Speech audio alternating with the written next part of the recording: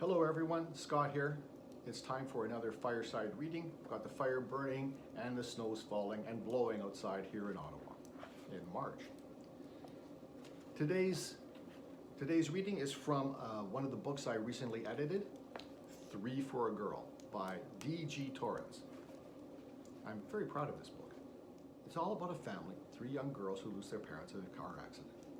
And two are taken to a relative to live with, but there's no room for the oldest, so she's sent to a special home for basically orphan and abandoned girls. It's set in the 1980s in England. This is from chapter 14.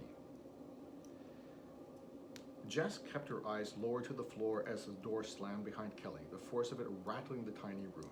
Kelly sprawled out on the floor, breathing erratically. She groaned as she clawed her way onto her narrow bed opposite Jess's, then collapsed in tears. "Kelly," Jess whispered, "are you okay?" Kelly didn't answer, her body shaking as she buried her face in the pillow. Her tears streamed silently at first, then turned into muffled sobs that echoed in the room. Jess hesitated, then slipped off her bed and climbed in next to her. She stroked Kelly's hair gently, their shared fear weaving an unspoken bond between them. Without warning, the floorboards thundered with heavy footsteps that halted outside the door. Jess froze, her hand halting mid-stroke, hovering over Kelly's hair. Kelly's red-rimmed eyes darted to the door that banged open against the wall, revealing a tall man. "You," the security guard's fingers stabbed through the air, locking eyes with Jess. "Come with me now." Jess leapt off Kelly's bed and stumbled backwards, shaking her head frantically. "No," she whimpered, her voice cracking. "Please, no," she begged.